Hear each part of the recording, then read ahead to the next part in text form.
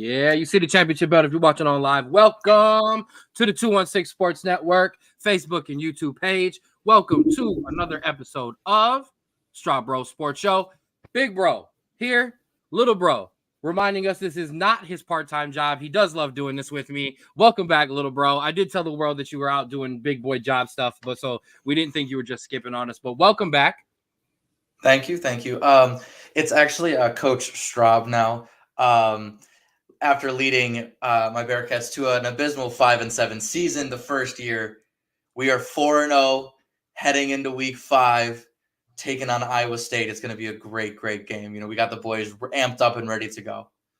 My coach Andy Straub's Notre Dame Fighting Irish are currently 7-0.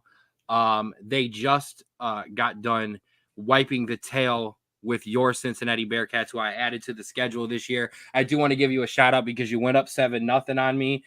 You went up 10-7. You had it real close, and then I put up 34 unanswered on you. But that's how it goes. You know, the beatdowns ensue.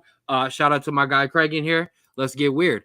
But yeah, welcome in, bro. Welcome back. Welcome everybody in on the 216 Sports Network. The 216 Sports Network, that's where you can find all of us. Who's all of us? This is all of us. 4th and 15 with Mel and Smooth. Mel just put up a brand new episode. 2 days ago.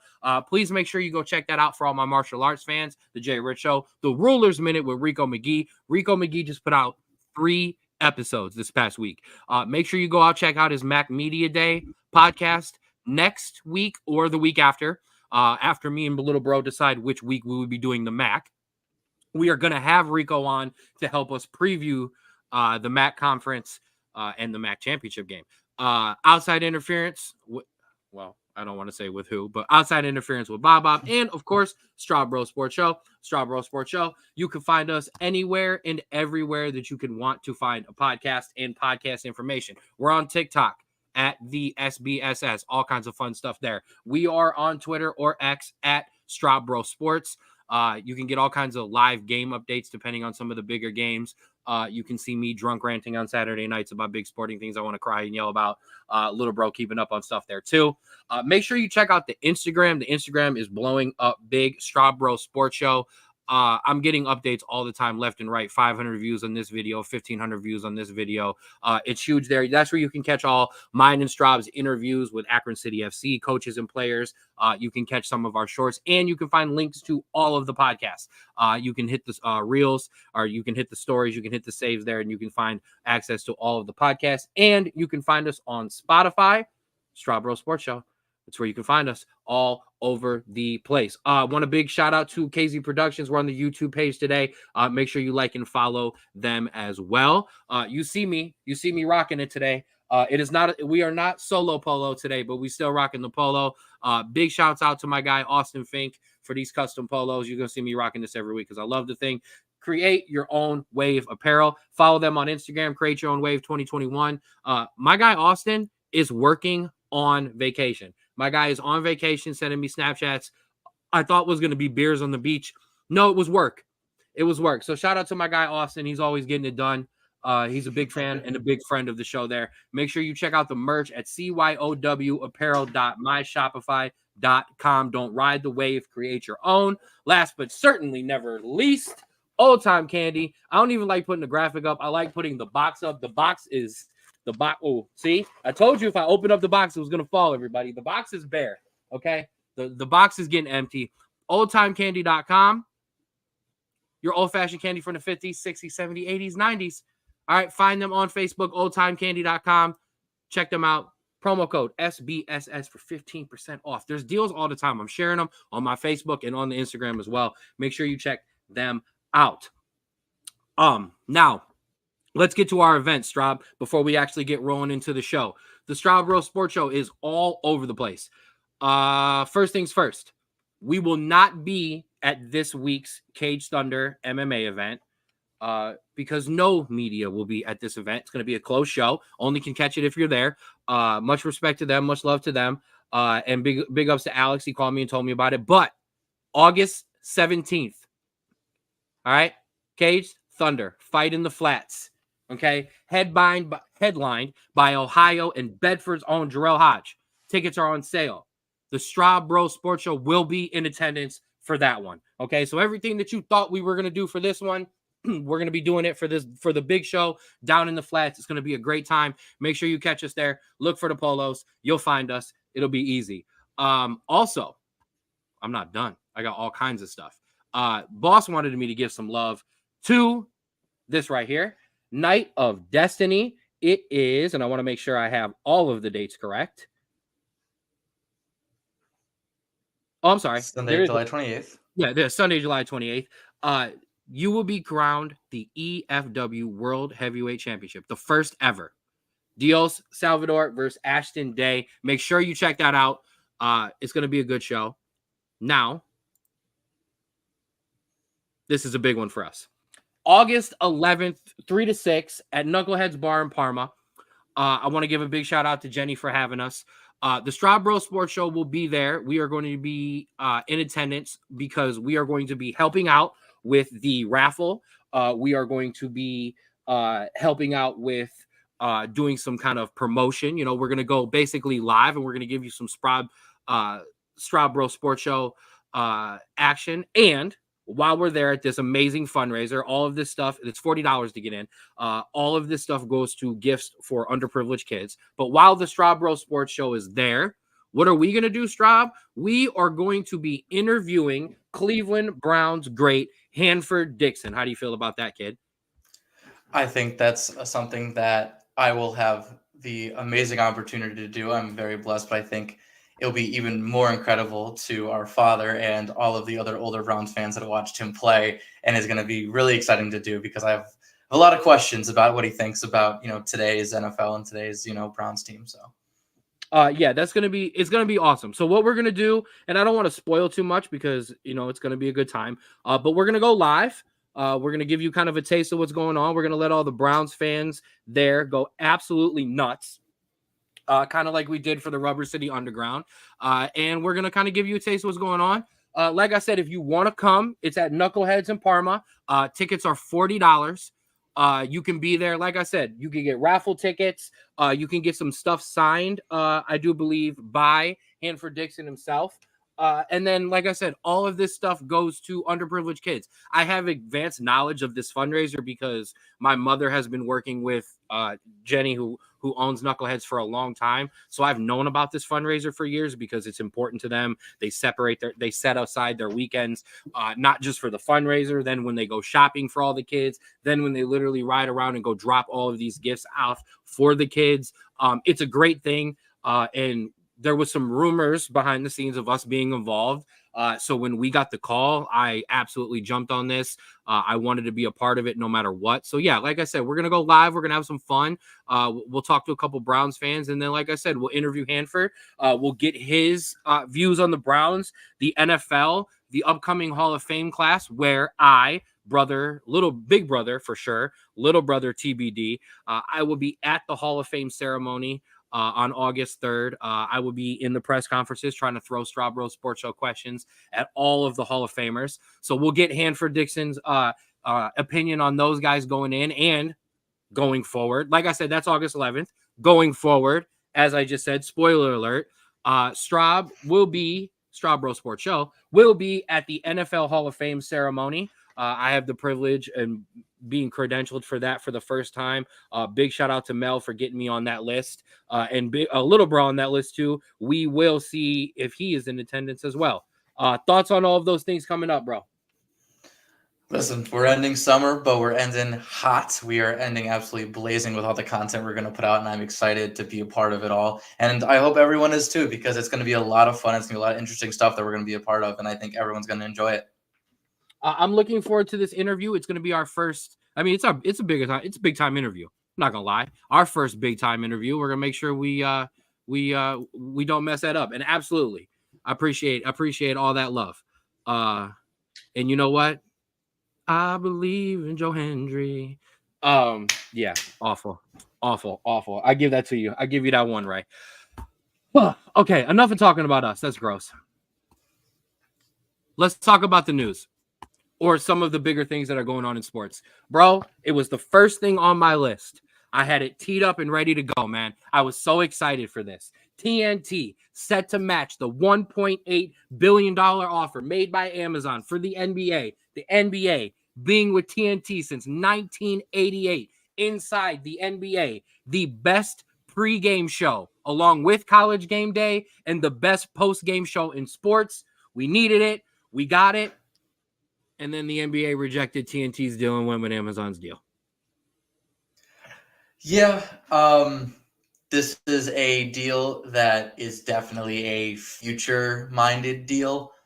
It sucks for fans that love the commentary like myself.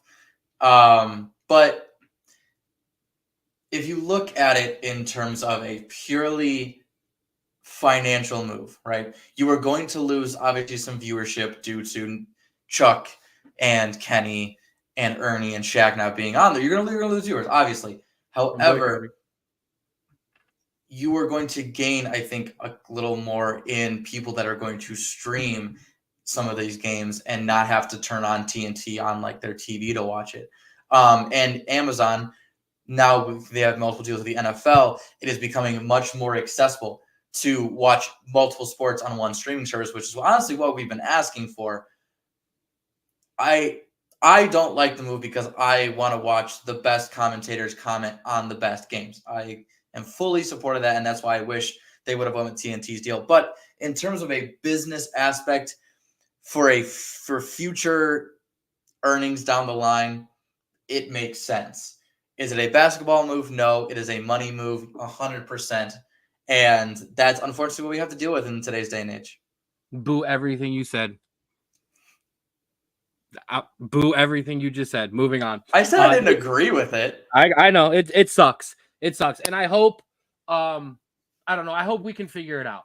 I hope we can find a way. The way sometimes announcers just kind of switch around and do different things. I hope we can find a way to get that inside the NBA crew doing games, because here's what I do know.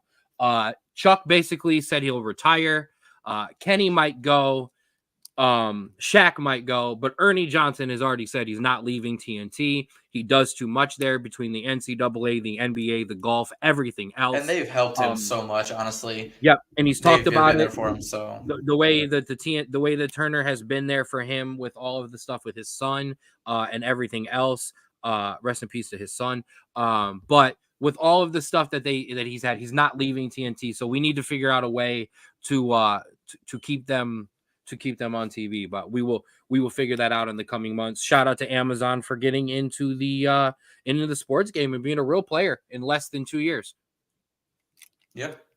So, all right. Speaking of TV deals, we've got another one to talk about. This one I'm I'm way more optimistic about. The WNBA signed a $2.2 billion media rights deal with Disney, Amazon Prime Video. Hey, those guys sound familiar? We weren't just talking about them. And NBC Universal. That's huge. It's the biggest media deal that they have ever had. Shout out to Caitlin Clark, Angel Reese, Asia Wilson, Kelsey Plum, Sabrina Ionescu, Brittany Griner, because they're the reason for that deal. Yeah, and this is absolutely massive. I think that even if this comes to a point where they may not recoup that, which I think they will anyways, but just the fact that this has come out with that amount of money, you are going to get eyeballs on this just by the dollar amount that is getting signed. And so they've already seen, obviously, their record number of viewership in the league this year. I think that's going to continue to grow, and it's going to be very, very fun to see how much we can grow this game, because it's looking really, really good so far. Way to push through that lag. It didn't mess you up there. I missed this comment before. Big shout out to Rico for checking in. I already knew he was going to come on and talk Mac with us. But yes. They're going to get eyes on this. Number one, they're still on track to lose $50 million this year. But here's the thing, and we know this all too well, man. The WNBA is a small business still in terms of the other sports leagues. You got to spend money to make money. So yes, they're going to lose $50 million, but you pump this $2.2 billion in, you fix a couple things, you get a couple things better, and you start to move in the right direction. All right. Yeah, look at the MLS. Lucky agrees. Oh, yeah. Look at the MLS, who continues to still F it up by going behind a paywall and still manages to make some money. Yeah, so you need some time, and we're going to get there. Absolutely. All right, moving on. And we'll keep this one kind of quick because to me, this is just kind of funny. In your NFL news, Jordan Love, CeeDee Lamb, Trent Williams won't practice without a contract. Neither will I. Question for you. Yes. Obviously, I think Jordan Love is the biggest one if they're off the field for more time than just practice. CeeDee or Trent, what's the bigger deal? CeeDee, because he's because offensive linemen tend to usually get paid. Although San Francisco's got some issues right now because they don't have money to spread around. CeeDee's a problem.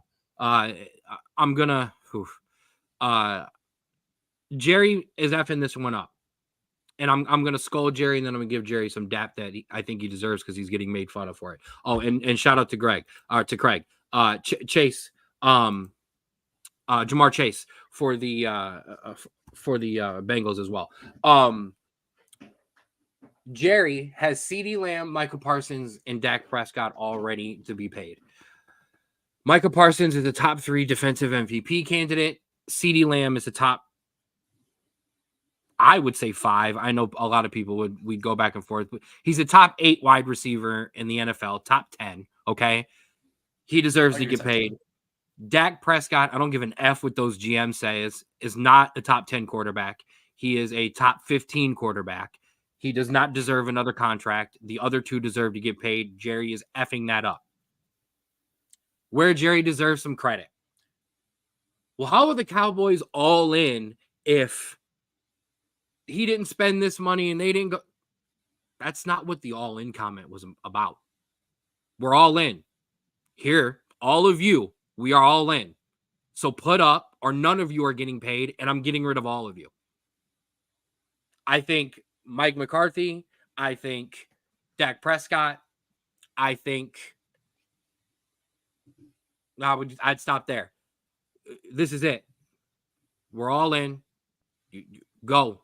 So I think it's a messed up one. And yeah, so yeah, I would put CeeDee put CeeDee above Trent because the last thing I need is my offensive lineman eating up reps.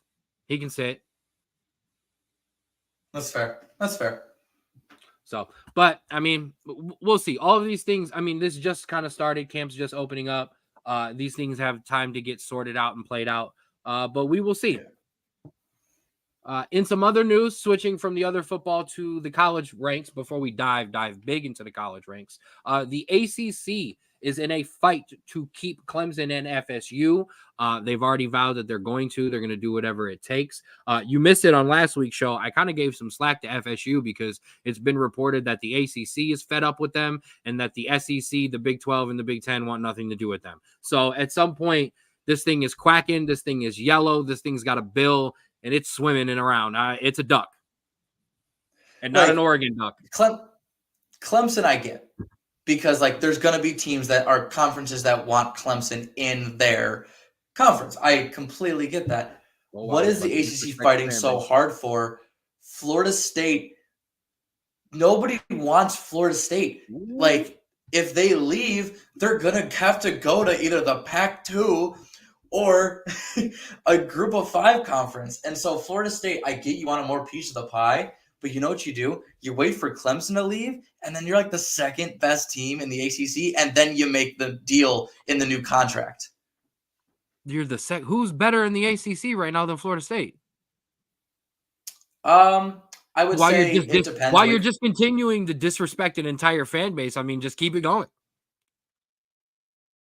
Oh, you froze on a good time. Way to freeze up there right when I was about to call you out on that. That could not have worked out any better for you. I'll load you back up here in a second. I mean, but it's we talked about it like I said last week. There's no you froze up at the perfect time. We'll let that slide. Okay. I mean, yeah, and I'm gonna agree with Mel here. You know, they're a marquee team in the ACC since the 90s. They've been championship contender. Just last year, they were a championship contender. So I mean, it's not like they're out of it. But I think the problem is they've overvalued their own selves though. Like Yeah. you should have taken it while it was there, and they wanted more and they wanted more, and where they got greedy, because this is what not a lot of teams have not done this. When they want to leave, they leave. Florida State flirted with leaving to then go back to the ACC and go, well, they want us, so now you got to give us this. And the ACC was like, no, go. All right, fine. We're going back to the other team. Well, then when they went back to that league went, so wait a minute, you didn't even want to be here. You just wanted to flirt with us to go get some more money from you. Yeah, no, we're good on you. So I get it, but ACC, you are not long from becoming the Pac-2 yourself. So be careful. Basketball can't save you. Football, there's too much money in football. It can't save you. So that's the only thing I would be worried about there, Florida State. But we'll talk about more on that when we get more in depth on the ACC, when we break them down here in the next coming weeks as we get ready for the biggest college football season of all time. I don't know about that, but we'll see.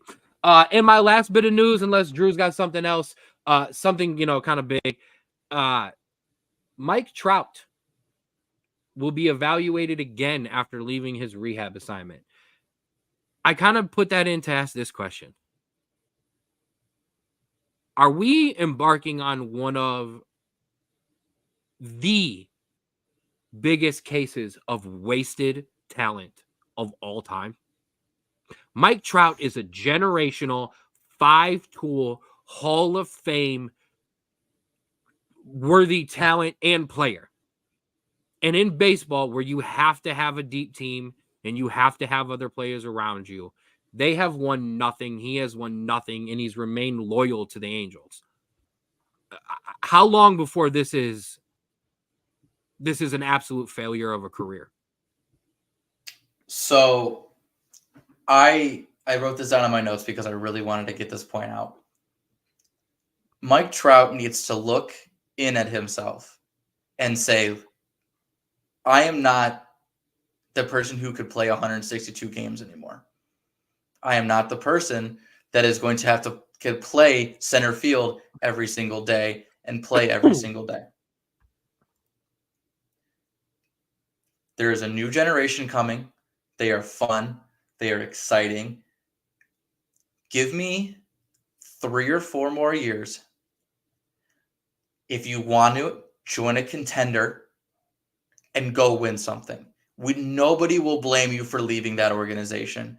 Nobody. We kind of did with Shohei a little bit just because he was so used to you've been in there. But Mike, you've been there, only there for a little bit. Right. Mike, you've been there forever. Go to the Dodgers. Go to the Yankees. I don't want you to go to I don't want you to go to the Yankees, but I would get it. Care. Go get yourself a chip. Right. I don't care where he goes. This is Kevin Garnett. I know you're young. This is Kevin Garnett when he finally got out of Minnesota. Okay. Everybody cheered for it. We were all happy. Okay. Yes, I did not like the Boston Celtics, but man, I was happy as hell KG got his ring. Okay. This is I don't even know who else to put it to. This is Dame in Portland. Okay. I'm done. This is worse than Dame in Portland. Okay. Because at least Dame, they tried to build some teams around him. Mike Trout has had nothing but him and Ohtani. They couldn't do it together. Ohtani was smart and was like, nah, man, I'm going to go get paid and go sit on and go get me a ring. Please, Mike Trout, leave Los Angeles. Go across town. Go to the Padres. I don't care. Go to the Cubs. Go to the Cardinals. Play 80 games at half as DH and win a chip. Please. I don't want to see him there anymore. And like I said, I don't care. I'm a Guardians fan through and through. Okay, go to the Yankees. I don't even care. I don't even care. Or who else? Go to Baltimore. I don't know. Go to Philly. Sure. Absolutely, dude. Let's get Bryce Harper and Mike Trout back to back in a lineup. I'm here for it. That is must see baseball. But yeah, exactly. All right, let's give away a couple of awards. Ooh. Hold on 1 second. Absolutely not Kansas City. Get out of here, Nick. I don't want him in the division. Come on, Nick. Go ahead. You got some more news? Okay, give me some more news. So, as some of us know, the Olympics have started. Okay, we're going to actually well, just the news section that I sent you the other day. Okay. So the ceremony is Friday, but some games have started. And the first game was Argentina versus Morocco. Now, Morocco came up to a 2-0 lead early on, but Argentina stormed back.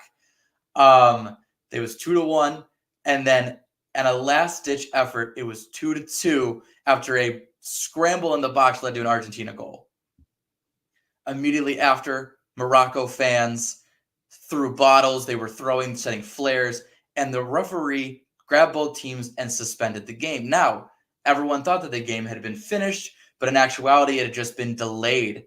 And after an hour and a half of deliberation, VAR disallowed Argentina's goal and then gave the victory to Morocco at the end of the game, which I find the most hilarious thing, because by definition, they followed the rules of VAR and suspended play.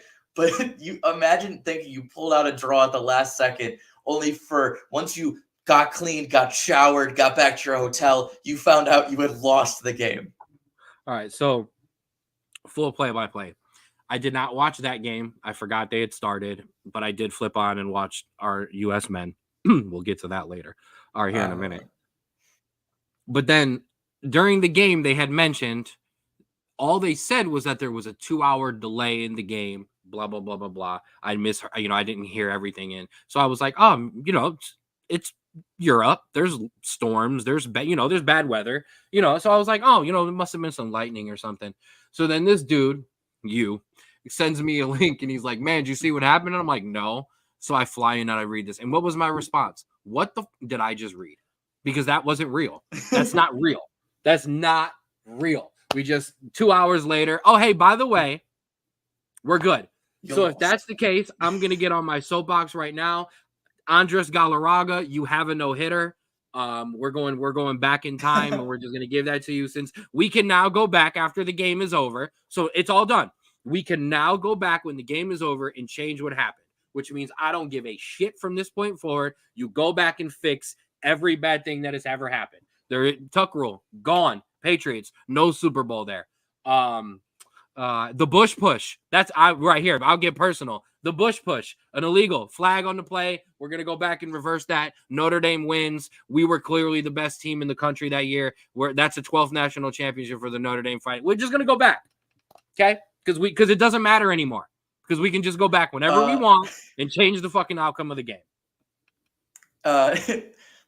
Fair. Also, you brought it up, so I want to say it. Congratulations, Dylan Cease, throwing the second no-hitter in Padres history today. You just took my damn other Straub bro of the week that I picked up on the fly. Sorry. Now you have like 5 instead of like 6. I'm sorry. I only have 1. Oh, I'm proud of you. I have 1 too, and I hope it's not the same because we didn't deliberate. That's funny as hell. Go ahead. Oh, is that it? All right. Yeah. Shout out to you, Dylan Cease. Yeah, but this is awful. This is just awful. You know what though? It is kind of. I got Argentina fatigue. Okay. Yeah. So you know what? Yeah. You know what? Get over it.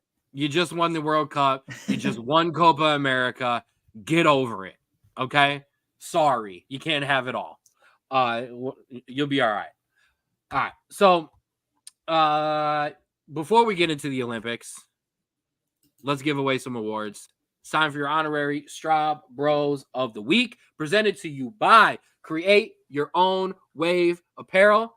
Don't ride the wave. Create your own and become a Straub Bro of the Week. Straubo, give me yours. Yes. So it's technically one, but it's to a group.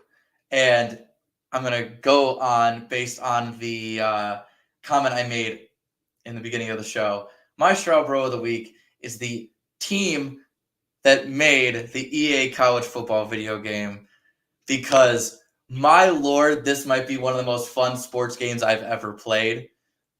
The details in this game, well, the details in any game are what make a game go from decent to amazing, and they have hit every single detail.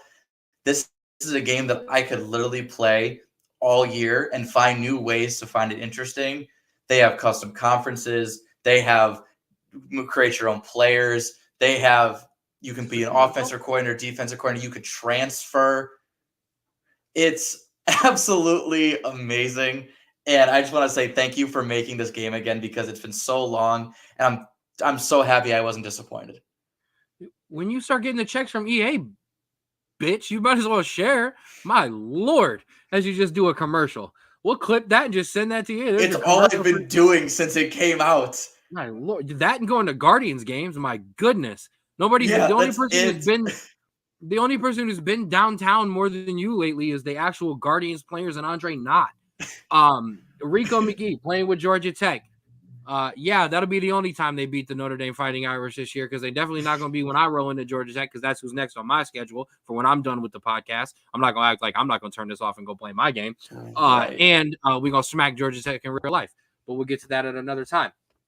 My Straub bros and sis of the week. First things first, Xander Schauffele for winning the Open Championship with an amazing 65 on Sunday to now have 2 majors after hearing at the beginning of the year that he couldn't get one. So shout out to you, Xander. Way to be who you are and be a boss. Oh, what a tough course and what a tough weekend of weather, man. Like normally the weather is always kind of bad sometimes on Thursdays and Fridays and gets better on the weekend. Man, they had bad weather Thursday. It got a little better Friday. And then Saturday was just dog crap. But so, yeah, shout out to him. And then you will see this. You've already heard it in the news. You will be able to watch it tomorrow. I want to give special congratulations to LeBron James and to Coco Gauff as they will be representing the United States of America and they will be flag bearers in the opening ceremony of the 2024 Olympic Games in Paris. That opening ceremony is Friday. Absolutely awesome. I love it. Just a hometown boy from Akron who reps the land as well. And Coco Gauff, who is an amazing tennis player, an amazing person in terms of her social justice trumpeting and her mental health advocacy as well. She's a big advocate on that as well. So shout out to both of them. Congratulations to them for that as well. And those are your Straub Bros of the week. Remember, don't ride the wave, create your own, and be a Straub Bro of the week. All right, let's get into this thing. Speaking of the Olympics, they have started. And listen, man, I'm going to tell you this right now. I'm a sports junkie. You've figured it out if you've listened to, obviously, you've listened to this show from October when we've gone from everything from college football to baseball to college basketball to college baseball to now back into the NBA, all over the place. All right. You slap some sports on it, you slap a gold medal on it, and you put my country involved. Oh, no, I'm in. Okay. Now I'm in. So, the Olympic Games kicked off early with some rugby, which I have been watching, and some soccer. So we've got to touch on it. The United States of America kicked off their group play against France. Unfortunately, we got our butts whooped 3-0. But and I even got some text. Shout out to my guy Nick, who hit me up in the group chat and was like, "Team USA, did we F up?" I don't think so, bro. We are not expected to medal here. France is. We want to make it out of the group stage. We want to have some fun from there. Correct? Yeah, listen, you're playing the host country in the first match. That's borderline by the way. Impossible. Amazing scenes, by the way, of just how the French people come out, not just for the Olympics, but for their soccer teams as well. Yeah. And listen, we held them to a 0-0 draw in the first half. And so we just got tired. We couldn't keep up with them. And France in general as a soccer nation is really, really good. But we'll put some more hope on this. So obviously, France 3-0. We play New Zealand on the 27th, which should be a win. And we play Guinea on the 30th, which it should be a win. So those are 2 games that we should win, get out of the group, and we have some stuff that we can go from there. Remember, that's not Old Guinea, that's New Guinea. I just wanted to point that out there. So yeah, these are 2 winnable games. We should get out of this group. Top 2 in the group advance. We should have no problems getting out of this group. France should run through with 9 points, no problems. Yeah. And yeah, once you get into the medal stage, once you get to the knockout stage, it's all on from there. Teams play differently. You know, there's going to be a bit of, you know, that knockout stage, you know, where we talked about it for Copa and we talked about it for Europe. Big teams can lose because they are either controlling possession too much with nothing deadly, or, you know, they're kind of sitting back, being cautious. Things can happen. That's all I got to say. So let's get out of the group stage. And for me, it's a win for the United States men's national team because they haven't even been there since 2008. So get there, get out of the group, and let's go from there. Absolutely. Okay. Now, the rest of your Olympics, I mean, literally, none of the good stuff has happened yet. Let's just be honest, okay? The swimming hasn't started, and they're not running yet, okay? So we got some time. A lot of preliminary stuff going on right now. Your group stages. The men's basketball team, I do believe, kick off, I think, next week. I don't think they start this week, but all kinds of good stuff going on. We're going to keep you updated on your medal count all around, and then we will absolutely be diving in on all things Team USA. Katie Ledecky going to go out there and whoop some absolute butt, as she has been for the longest time. I'm super excited for that. I'm super excited for Sha'Carri Richards. I'm super excited for these relays. Like, I mean, the 100 meters is the most exciting thing in sports. So listen, we're pro Olympics over here. We obviously can't do anything but put up a medal count because I even feel like saying the Olympics might get us pulled off of YouTube. But we will keep you as updated as we possibly can. Yes, there's breakdancing in the Olympics. I'm all about it. I am watching that. We will That's keep going you to be on the updated big on screen. that. The wrestling is a big thing this year. Baseball and softball are back in the wait. I know softball's back. Is baseball back too yet? I think it's just softball for now. Just softball. So Team USA, we're running the gold on that. There's no question there. We could have just sent Oklahoma. We literally could have just sent Oklahoma. They've won 4 in a row. We could have just sent Oklahoma. We could have got it done. But we'll get it done in softball. But like I said, yeah, this is about as patriotic as I get. I'm not gonna lie. Okay, the World Cup and the Olympics, man. I'm all in. Is there badminton? We got some. Is there? Of course, we're not gonna win, but we're gonna play badminton. No, what's the other one? Is there paddleball? Pickleball. Pickleball. Is there pickleball? I don't think so. Hey, if we need pickleball, shout out to Coach Antonio Manfoot of the Cleveland Crunch, who actually I saw recently won a pickleball tournament. We'll just send him. I mean, the dude's won a futsal World Cup. We'll just send Coach Manfoot. We'll get it done. Oh my God. But yeah, so that'll wrap it up for the Olympics. Like I said, opening games or opening ceremony Friday, and then we'll kind of really dive in next week, get you going, and kind of go from there. You ready to talk some baseball? Let's do it. Let's talk some baseball. It's time to guard the land. The boys are back in town, and it was rough coming out of the All-Star break. Let's be honest. Me. Yeah, I know you've been at every one of them damn games. It is now a 5-game lead in the Central. I'm sorry. I think it dropped back down to 4 after the loss today. I don't know how updated that is. Oh, it is 5 still. Okay, so we're up to 5. Twins and Royals, as you see, are in there. The Tigers, every time they play us, they gain more ground, and then they lose it again when they go back away from playing us. But there's been some issues for the Guardians over the last 7 days, bro. Since we've come back from the All-Star game. And what has that issue been? They can't hit. No. And what do I mean by that? I mean, these guys are not hitting. Okay. This is your top 10. I'm sorry, 12 since returning from the All-Star break. Okay. You have, 3 guys above 500. Okay. And 2 of them, Tyler Freeman and Austin Hedges, don't play every day. Okay. I mean, neither does David Fry, but he gets way more at bats. Your big guys, Jose Ramirez, Steven Kwan. I mean, Jose's flirting with 300. I mean, Steven Kwan started off very bad and is kind of coming along now. But then look at the rest. I mean, Josh Naylor's an all-star. As of yesterday, before he hit that game-winning hit, which clutch, win games. I mean, it was 06, 087. Oh, you know what I mean? I mean, these guys are, Andre Jimenez isn't even batting 100. I mean, these guys are not hitting. They're getting saved by the bullpen. And we'll talk about bullpen numbers here in a second because I've got some great bullpen numbers. But I mean, talk about it, bro. These guys aren't hitting.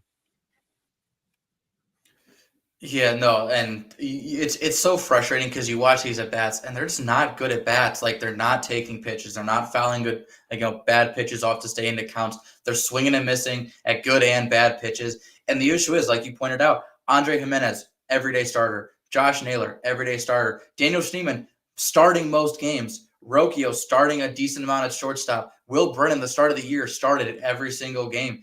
Bo Naylor, your starting catcher. All these guys are under 250. And it's really just it's infuriating when you're actually getting some decent stuff from your starting pitcher and your bullpen, but the stuff that was working in the first half of the year is not working anymore because we just can't get runs in.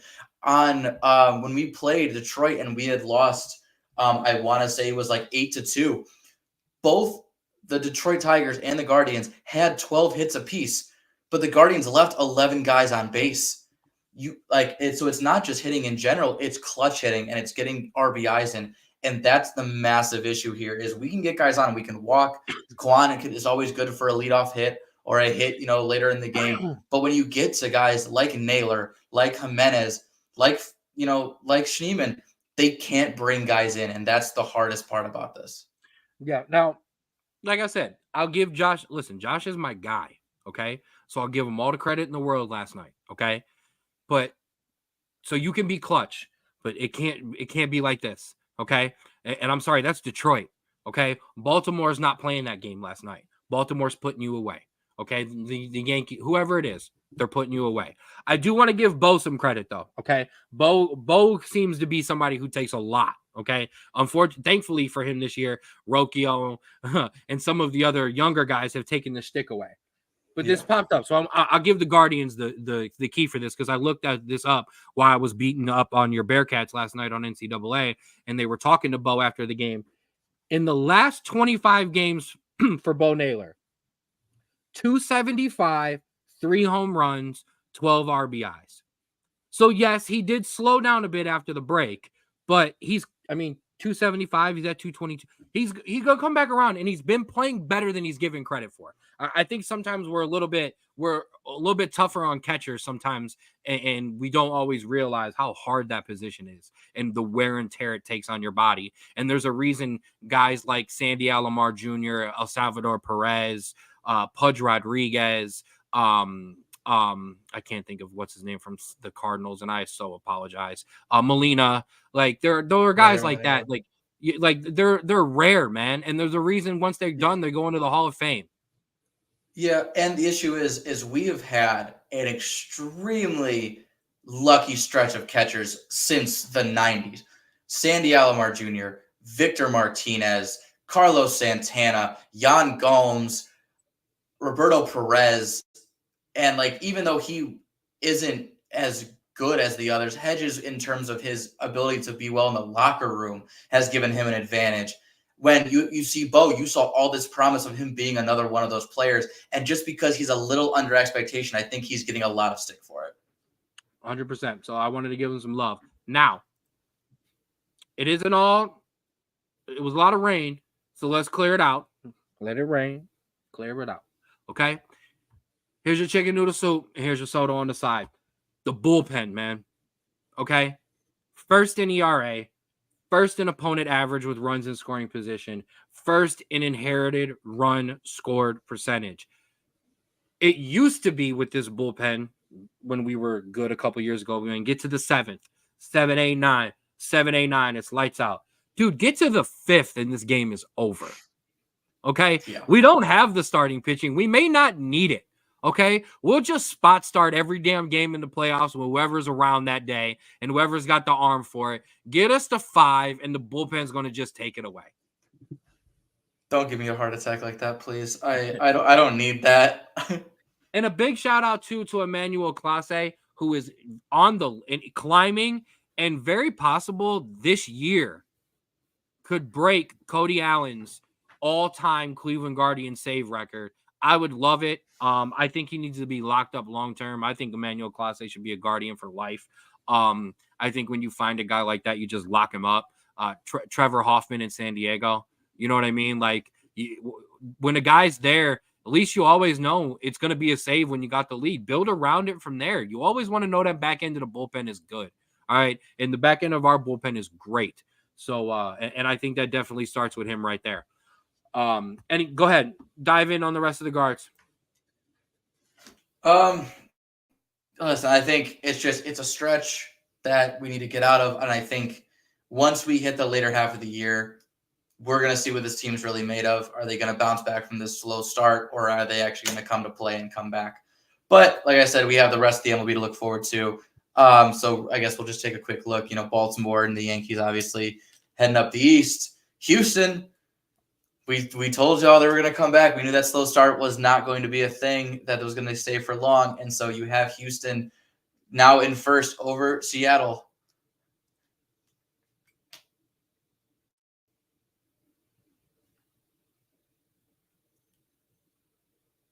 Yeah. Oh, I didn't know you were waiting on me. My bad, big guy. Yeah. What we said, we knew Houston was coming back. It's not a surprise they've just jumped to the top there. And I mean, Baltimore and New York are going to slug this out the whole way through. Boston trying to make a run. Red Sox trying to get back into it as well. And then, like I said, our division is a dog race as well. I mean, right now the Royals and the Twins occupy two of those wild card spots, the last wild card spot, and then the secondary wild card spot. But yeah, I mean, you know how to get it done. I'm gonna leave the National League to you, and then did you see my message? Yeah. Okay, give me 1 sec. But I'll All let right, you. so looking at the NL here, obviously the Phillies are doing Philly things. The Braves and the Mets are actually kind of close. Braves kind of been slacking a little bit lately. And the Mets have honestly just been playing absolute lights out. Took two from the Yankees in the Subway Series, with Lindor actually looking really, really good. So we have that. Looking over at the West, the Dodgers still running things. The rest of them kind of just looking iffy. And then obviously the Central, Ken doesn't want to admit it, but the Brewers are looking good, and the rest kind of just look average. The Cardinals actually don't look too bad, and so I'm pretty content about that. And my secondary team is the Reds, because I went Cincinnati, not looking good. A lot of coaching decisions I think have to be made there. Rico, I do agree with you. I think injuries are catching up to Atlanta, so we're gonna see what happens there. So that's your MLB right now. Before we head into some college football, we're going to take a little break, a little 30-second break. We're going to just let you guys get that information. We're going to come right back to you. So we'll see you in a minute. It's happened, baby.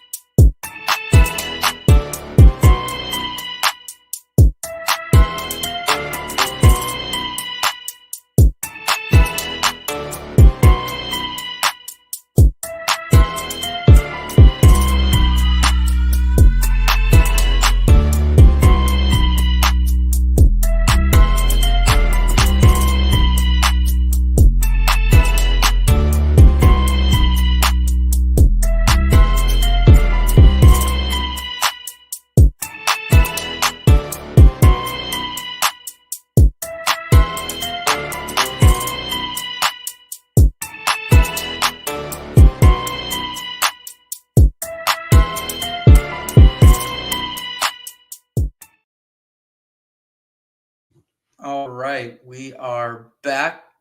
Big Bro Ken still is doing his thing, but I'm gonna kind of intro us here, ladies and gentlemen. I talked about a lot. I talked about college football, the video game. College football itself is coming back. How soon? Less than 30 days, 29 days and 18 hours until college football is back. And so what we are going to do within the next couple of weeks is we are going to preview all conferences. We're going to see who is going to look good this year, who may not look as good as they did last year. And it's going to be a fun, because I am so excited for this season.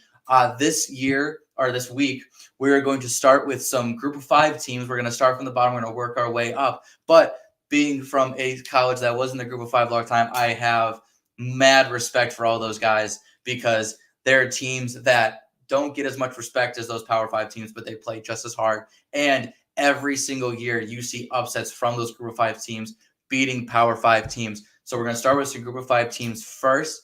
I'll throw the graphic up while Ken still gets his stuff situated here.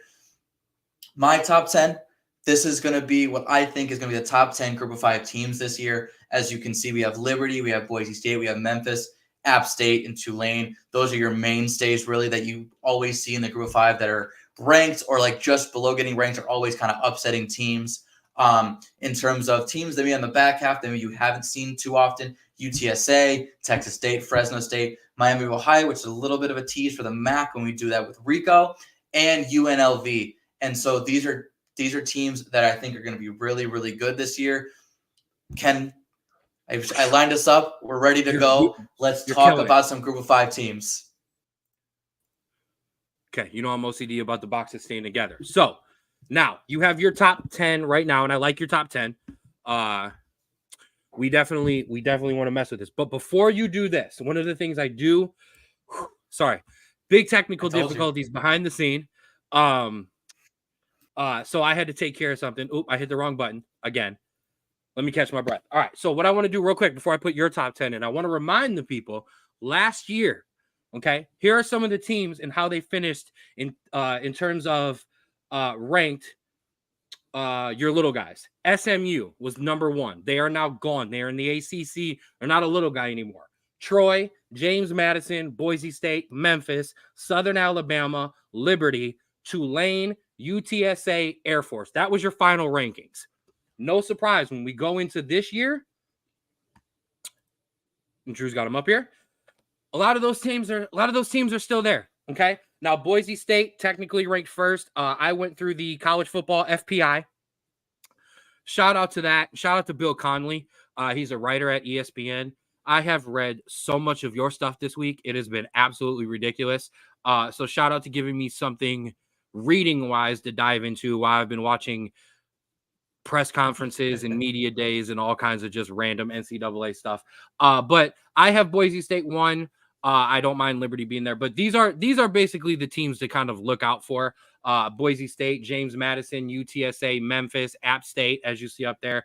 There's some other teams. Tulane, like I said, we just talked about that. They popped up. Shout out to Ray. You better get that done. Fresno State, Troy, Liberty, San Diego State, San Jose State, Texas State, one on the outside sneaking into. So, bro, you have them number 1. I have them number 1. So let's dive in first with Boise State.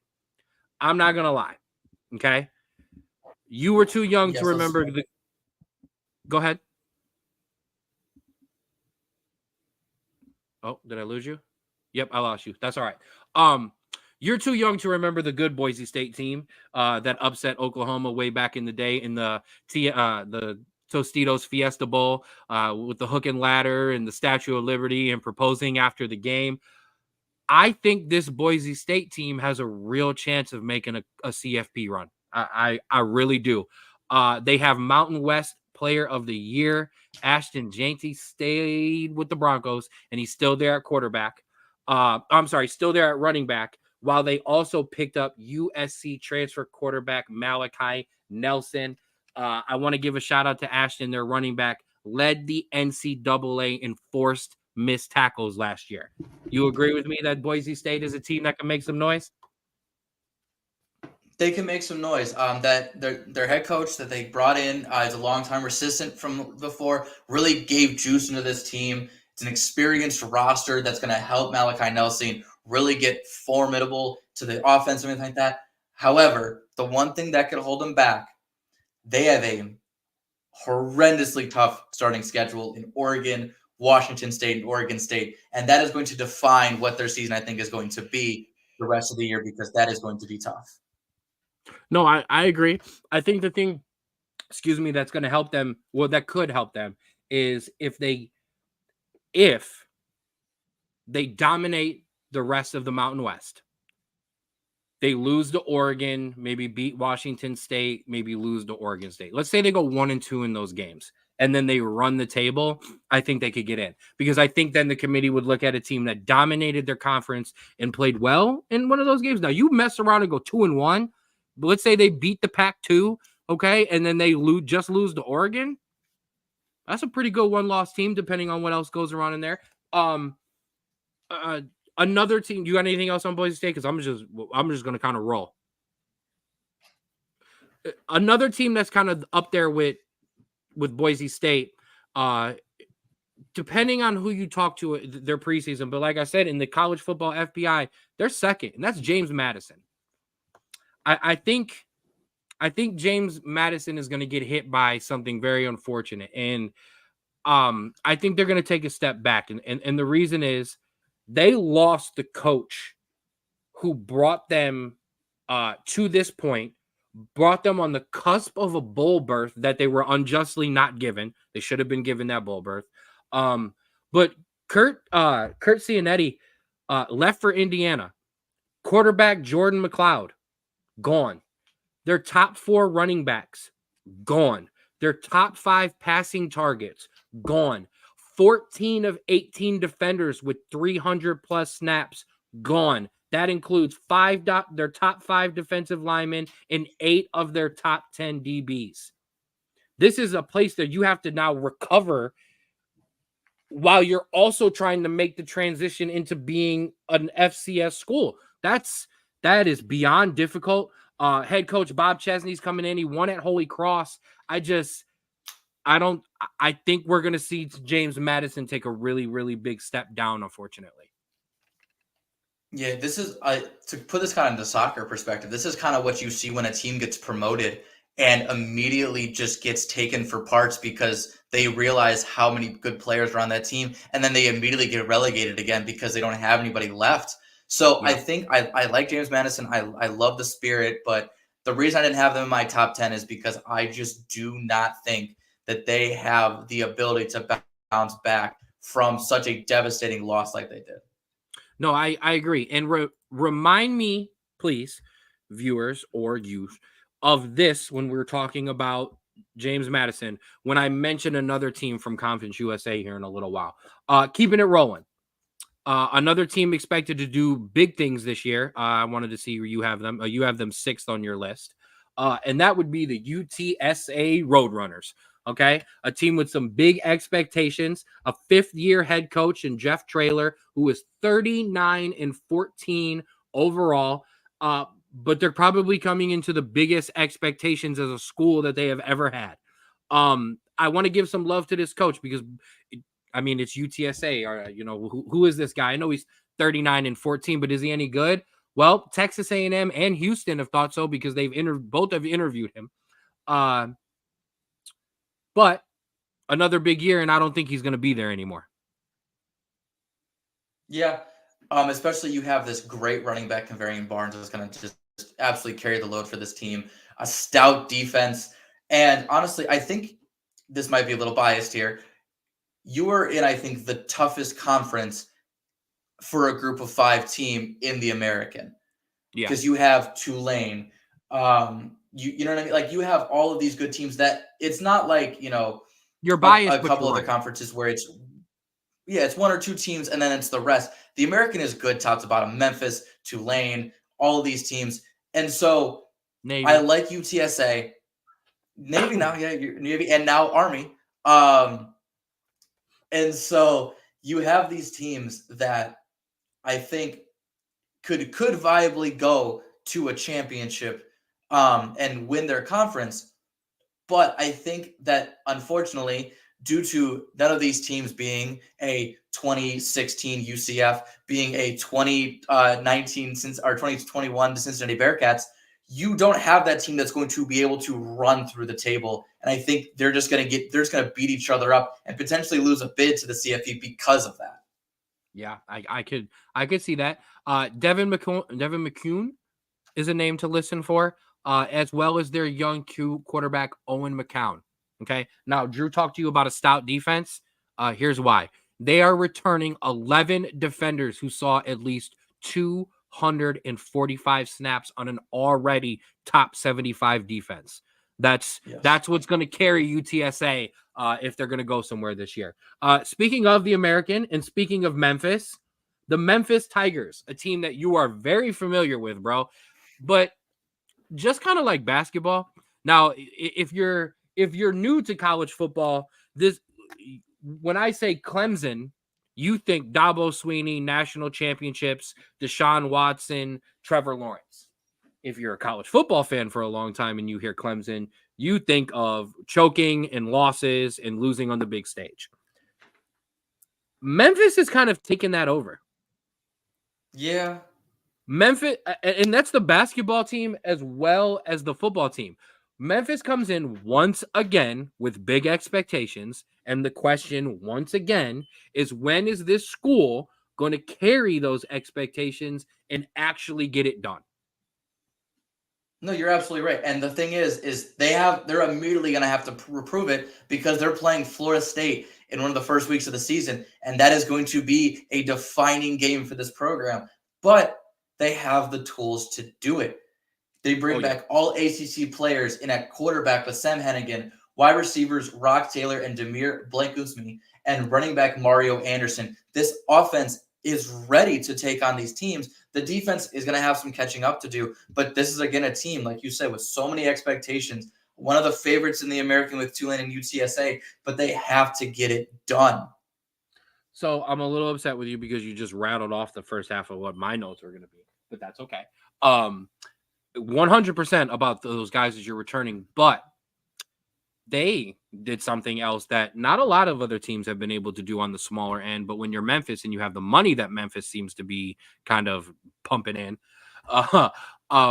they added 29 transfers, okay, including Tennessee's leading tackler, Elijah Herring, South Carolina's leading rusher, and Mario Anderson, plus 5 more FBS starters, 5 FCS standouts. So that would be 9 on offense to help an already good one. But you just talked about it. Their defense was a little, well, they just added 20 new players to that defense. So, Memphis, if you're going to turn it around, here you go.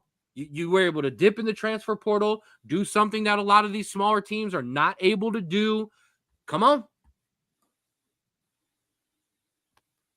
Absolutely. All right. I'm excited for this one, okay? This is a good one for me.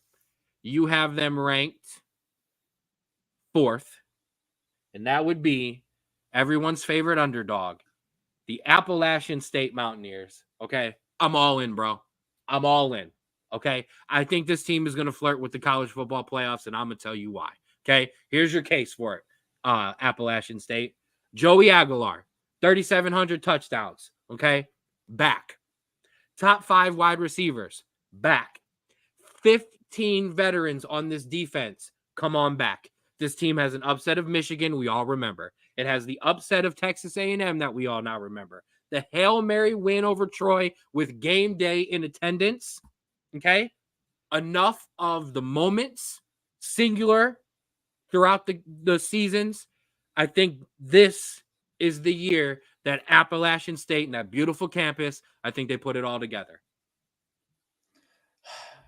Unfortunately, I'm thinking it's going to be more of the same, where they have the talent to get that big win, to get that absolutely like statement victory, and then somewhere along the line they get beat down in the conference and it just kind of fades. I think they're really good. I think that they have a chance, but I think that there is some lack of depth in this team, especially on the defensive end, that's going to cause them some issues. And so we'll see what happens, but I'm on the pessimistic side with this team, where in other teams in this list, I'm more optimistic. Whatever. Moving on. Pro App State here. Pro betting on App State here too. We will talk about some of that stuff later. All right, let's get together then with a team I think that everybody likes or apparently doesn't like, depending on what side of that you're on, and that would be the Tulane Green Wave. Slept on. I don't think we picked up on Tulane last year. We were talking about them on the show when they were jumping into the top 25s and stuff like that. You were talking about a team that has won 23 games in 2 years. And now you're opening up 12 teams to the playoffs. You're talking about 12-2, an AAC title, and a Cotton Bowl win over USC in 22. That's Caleb Williams and USC in 22. Okay. Then 11 wins, an AAC title last year. But as a theme with all of these schools, that was Willie Fritz's team, who is now at Houston, and Michael Pratt, their top quarterback, has been drafted. Their top receivers, gone. So John Summerall from Troy brought in some guys. He's brought in some blue chippers, Ty Thompson, a quarterback from Oregon, wide receivers from USC, Bama, and LSU. So he's trying to get Tulane back, but Tulane's been slept on. Now you've got some openings. Now you've got some opportunities here with more spots. Can the Tulane Green Wave ride the wave? They're going to create their own wave, actually. Now, Tulane, like you said, they lost head coach and quarterback. They still kept some good pieces. And I think they are going to be a challenger for the American.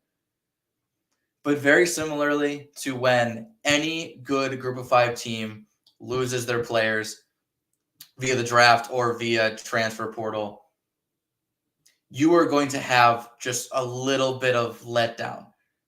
And I think this is going to be a team that I think initially struggles and I think finds its way later on in the season, but I think it might be a little too late. I think it's going to be there's going to be some growing pains, and I think that's what's going to cost them the championship there. In college football, there are down seasons at even great programs. The less your program has in terms of 5- and 4-star recruits, the harder the turnover is when you lose your stars. At these smaller schools that we're talking about today and even next week, it's damn near impossible when you turn over like that. It just is.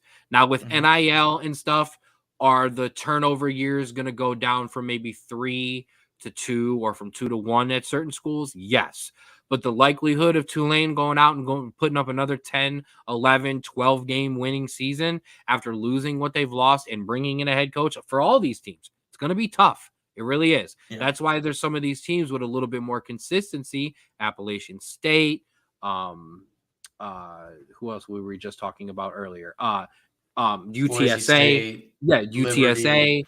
Yeah, the teams with some more consistency, that's when you're going to have, or some continuity and some consistency there in the coaching staff. That's when you're going to have an easier time winning. Speaking of which, coaching's being the most important part. The Fresno State Bulldogs, you have them on your list, I do believe, in the 7th. Yes. No, I'm sorry, the 8th position there. In Andrew's top 10. I love that it was your top 10. And you just did your own thing there. I got no beef with it. I like it. And you carried it because I needed you behind the scenes while I was fixing the mess. Jeff Tedford and the Fresno State Bulldogs are projected favorites in all 10 games this year, -2. Those 2, Michigan and UCLA. That's not bad, okay? But it's going to come down to whether or not their coach is there. I know that might sound weird. Why does that sound weird? He resigned, because of health concerns after a disappointing 19 season, and they said leading up to his resignation that there was some dip in play. Then in December, then last December, he had to step away from the team again due to some health concerns, and the team slipped up right after that. So for Fresno State, unfortunately, if they can keep their coach healthy, they're going to be in good position to get this done. The problem is, and I hate to bring up, and I hate to sound like, the guy who unfortunately says only bad things when he comes up, our Guardians, Tito, when your manager and your coach is not around and you have to bring other guys in, especially on a football team with schemes and rotations and game plans, it's going to be hard to win football games. So it's not surprising that Fresno State dips when their coach isn't around. Yeah, and that is, initially, when I was reading to this team, I was like, this team is a top 5 team in Group of 5. This team can challenge. They're returning 8 stars on offense. They're going to run the ball relentlessly with Malik Sherrod and a great old line. They're gonna kill it. And then I went, but what if the coach isn't there? And that's why I dropped them so low, because the uncertainty of that makes players just perform a little worse. And so that's why it is a little bit tougher to put them so high. But listen, if he comes in and goes, I'm here, I'm staying, they immediately jump back up the rankings, and I'm going to be watching them because they're going to get it done. But that is the big question mark. Right. No, I agree. And it's like, first, and I know it goes without saying, but we have to say it nowadays. Man, I hope this guy is okay. Okay. Coach, I wish you nothing but the best. I wish you nothing but with the best health possible. But we have to talk about it. It's an on-field thing. We have to talk about it. So unfortunately, that's kind of how that will go for Fresno State. So good luck to them, and I want to see Coach healthy so that they're putting it out on the field. You know, it's the results on the field that are determining whether or not they're making it, not because behind the scenes there's a mess going on. Moving on, and I don't know, where are they on the Andrew Straub top 10? They're not on the Andrew Straub top 10. So, they're on mine. Oh, I didn't know we had 2. Well done, sir. I didn't know you had mine up here. Number 8, Troy. Lost their head coach to aforementioned Tulane, as we just got done talking to them. But a little bit of love here. Lucky agrees. They hired former Notre Dame offensive coordinator Gerald Parker as their head coach. So only big things ahead for Troy, whose last 2 head coaches have been successful as well. Huge turnover on this team, though. But the veterans that they do have coming back, 2 wide receivers, 3 offensive linemen. So if you are going to bring back some veterans, at least have it be some skill position players and some guys on the offensive line.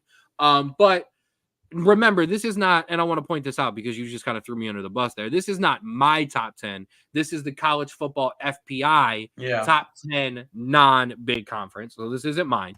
But Troy, talk to me about the men of Troy. This is going to be, I think, a rough year for Troy, which is why I didn't put them in my top 10. Back-to-back Sun Belt champions. And so that was really good. And then you lose your head coach. You lose your quarterback, and you replace him with a quarterback from West Virginia who's thrown 13 passes in his college career. And then you have to replace the Sun Belt Offensive Player of the Year in running back Kimani Vidal. So it's going to be very tough because you were just replacing. It's very similar to James Madison, where you are replacing basically everybody. And so this is going to be tough. But Troy is a team that has notoriously can just build from nothing. And so I wouldn't be surprised if early on they start to get ahead of steam and they start challenging for things. But you never know with college football, and that's why we love it so much. 100%. But that's why Troy, like I said, 2 successful head coaches. Pat, you know what I mean? They've been able to build at that small school. So I don't want to just dismiss them. But I'll be honest, and I will switch back over to mine. Once again, Troy, James Madison, 2 teams for me that would not be on this list. And I'm not sure about Tulane either. So honestly, I think from your list, probably Liberty, I mean, I don't know about, we'll let you talk about your Miami of Ohio, but yeah, I'm not sure which of these teams I would have swap over, but I do know for me, Troy, James Madison definitely would be down a lot further. Let's get to your number 1. Let's get to a lot of people's favorite underdog from last year. A team that I kind of have some mixed feelings about. Let's talk about Liberty, the Liberty Flames, who I learned during their media day are a Christian university. That's not good, bad, indifferent. I didn't know that. I had no idea. Huh. Was I supposed to know that? I didn't know. But Liberty University, a lot of people, like I said, a lot of people's favorite underdog last year until Oregon put a whooping on them boys, 45-6. Bo Nix is still throwing completions and touchdowns from that game. They have it the easiest of all these non-Power 5 teams in that Conference USA is theirs and nobody else's. And I have dived into so much Conference USA right now. I can't even figure out which correct English word to use. Okay. And it's Liberty. Okay. Shout out to all the guys from Conference USA and all the coaches and all the teams. But this is Liberties and Liberties only. So take care of business and you could be there. Yeah. And this is why they're my favorite in my rankings. This is what the College Football Playoff Committee has basically outlined for a Group of 5 team to place as high as they will and make the playoffs. You need a good season the year before. They were 13-1. They lost to Oregon in the Fiesta Bowl, so they need that precedent, and they did that foundation. You need to retain your key starters.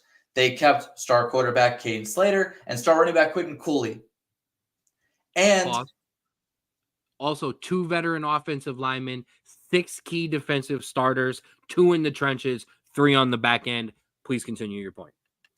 And finally, you need to convincingly win your games.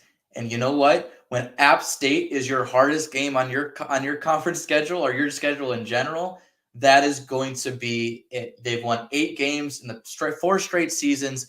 If they do basically what they did last year, I think that they're a shoe-in to be that Group of 5 team. And they have all the tools to do it. They just need to get it done. They are a shoe-in till they meet Joey Aguilar and my Appalachian State Mountaineer. Okay. That's going to be a good one, though. But, I mean, Liberty has all of the talent in the world to do it. I mean, they absolutely do. I think the scary thing for them now is you got your chance. Okay, Liberty. We gave you Oregon. We didn't just throw you a small school. We gave you Oregon, and they dog walked you. Okay. Yeah, that was the difference between Cincinnati that year when we went, because we lost by Georgia by a field goal, a last-second field goal, and then they won back-to-back national championships the next year. So it was one of those things where we played Georgia them. Didn't dog walk you. Exactly, but that's what I'm saying is they were able to compete with Georgia and gain the respect of the College Football Playoff Committee to start us as high as they did. It's going to depend on how Liberty is seen coming into the year, how high they're going to rank, because you, as a Group of 5 team, you could only jump so high week to week just because of who you're playing. Let me tell you why you're wrong, but you're right. Okay. It is going to be how the committee looks like that. Throw that Cincinnati comparison out the window. Okay. You played with Georgia. Okay. Looked like the better team on that field. Okay. And they got you in the end because the athletes came through. You know, the fact that the third string for Georgia is still 4 stars. And on 3rd and 2. Okay. Here he goes. But don't do this. Georgia's 3rd string is 4 stars. No offense. At the time, Cincinnati's 2nd string was some 3 stars. You know what I mean? So you're going to have a gap there. Okay. Now you've closed that gap. You're in the Big 12. You hear now. Okay. You see roof or, go Bearcats, rah, whatever Bearcats do, all that. Claw. You played well with Georgia. You go into the next year, you come into South Bend, Indiana, and you upset Notre Dame. Okay, you built off that Georgia game. Liberty, you better have built or learned something off of that Oregon beatdown. Now, don't get me wrong, that Oregon team, look how many players are now swapped over to the NFL from Bo Nix down to the receivers, and you know what I mean, and the running backs and offensive linemen. So guys all over the place went to the NFL. But hey, there's going to be another Oregon this year. So can you had a chance to compete and you got smacked. Why do we respect Boise State? They went there and won. We respect Cincinnati because they went out there and competed. You go out there and get smacked, you better come in and play well against a big team this year, and you're not going to get that chance again. Yeah. So, absolutely right. All right, let's move on to another one. San Diego State. Okay, you have them. I have them in the 9 position. You do not have them on your list. Like I said, the FBI believes in San Diego State. Head coach Sean Lewis has gone. What a journey. Has gone from the head coach at Kent State to Deion Sanders, offensive coordinator at Colorado, to now being the head coach at San Diego State. My biggest interest in this team, because we obviously know that the coach has seen it at all levels, how he takes former Golden Flash Stars running back Marquez Cooper and wide receiver Jashawn Polk and gets them going on this level. Polk went to West Virginia last year and it did not go well. Reunites with his old coach at a smaller school an opportunity to get the ball in his hands. San Diego State, is there a reason the committee has them this high? Do you believe in this team? I think generally, I think it's just the hype, if I'm being completely honest. You have good running backs coming in. You have good wide receivers coming in. You have a quarterback battle. You have Florida State transfer A.J. Duffy and true freshman Danny O'Neal fighting it out in camp. And you have an exciting new head coach. I think that there is going to be a little bit of a letdown. I think there's going to be a lot of hype around this team. San Diego State is always a fun, electrifying team, and they're going to get that with their new head coach. But I think like very similar to Tulane, there's going to be some growing pains. There's going to be something there that isn't clicking, whether it's the quarterback and they might have to make a change, or the defense just isn't up to par. There's going to be some struggle there, and I think San Diego State's just it's gonna be a team that's gonna need a year or two to fully get to where they want to be. I think they're gonna get there. I think that San Diego State is going to be a team that's going to be a team to reckon with later in a year or two. But I think right now they're too fresh. They're too down in the middle of the rebuild to really see how good they can be. All right. I don't disagree with you. Like I said, these are not my rankings. I just went off of theirs and I kind of based it and kind of dove into each team from there. I do agree with you though. I'm not high on this team, not in a bad way. It's just I don't think it's gonna be there. Now we're gonna have some fun because we have one team left that's on both of our lists. Well, it's on your list, not on my list, but I still did some work on it. That would be Texas State. And then from there, we're kind of going to get to have some fun because I've got two teams that you don't have on your list, and you've got, I do believe, two teams, yes, that I don't have on my list. So we're going to kind of get to bounce back and forth and share those. So let's talk about Texas State, okay? Texas State, high up on that list. After spending since the 2014 season in triple digits, okay, on offense, this team has moved up into the 50s, okay, under second-year coach G.J. Kine, who came in after leading a prolific Incarnate World offense to the FCS semis. If you know college football real deep and you know anything about Incarnate World, you know those offenses are crazy, and you know a little name named Cam Ward. You may have heard of him before. That guy who transferred over there down to the U. He also came from there. Shout out to my guy, David, Cedar Hill, Texas holding us down. Go Cowboys. But veteran quarterback for Texas State, veteran wide receivers, a veteran line. All things set up for a sleeper, Drew. And no, this team is a good team that honestly we may have on weekly because this team could be the team that just throws a wrench in everything. Second in the Sun Belt West, they beat Rice in their bowl game last year. James Madison quarterback Jordan McLeod transferred in. They have a strong rushing attack, lots of experience, a tough secondary. And you know what? It's not a tough schedule by any means. But they play a team that's on our list in UTSA. They play a very beatable Arizona State team. And this team could be a team that we look at week 10, week 11 and go, they haven't lost a game yet. And so I know this Texas State team is going to be a lot of fun to watch. Is it too early? Is it too early? Sprinkled in the parlays, baby. Oh, listen, I'm going to tell you right now, Texas State is going to be sprinkled into all those parlays for a few weeks before they burn me, okay? Until they burn me, all right? Just be prepared. Be prepared for some Texas State over-unders. Be prepared for some Texas State money lines against Texas A&M University of the Blind. There's going to be, we're going to be Arkansas State, Old Dominion, UL Monroe, Southern Miss, South Alabama. Let's go. Ooh, sound like Landon's getting a big added addition to the D1 fund. That's what that sounds like, baby. Back that Brinks truck over to me, DraftKings, Bet365, FanDuel, whoever the hell wants to sponsor us, and my degeneracy. All right, speed round. I will let you go first. You pick whichever one of your two teams you want to go with and go. All right, so first, it's a blue preview of the MAC, but Miami, Ohio. 11 wins and the MAC title last year. A little lack of depth, but plenty of talent to make a challenge again. And what did we say about Liberty. If you win a bunch of games the year before, you are going to be set up for success in the CFP the next year. I like Miami of Ohio. Well, I actually hate Miami of Ohio as a Cincinnati Bearcat, but I like them to play well this year again and challenge for the MAC title again. I was like, yeah, y'all are close. I was like, why the unnecessary hate for a team, for one of our MAC teams? No, I got you. And they beat us All last right. year. We have a rivalry. Love it. All right, my turn. Yes. Ladies and gentlemen, you want to talk about non-Power 5 schools? Okay. You want to talk about offenses that run it up. You want to talk about Pac-12 after dark, we want to talk about NCAA 25, bringing a team back to glory. Let's talk about Hawaii. The Hawaii Warriors. Yeah. College football is better when Hawaii is good in scoring loads of points. Okay. Number one.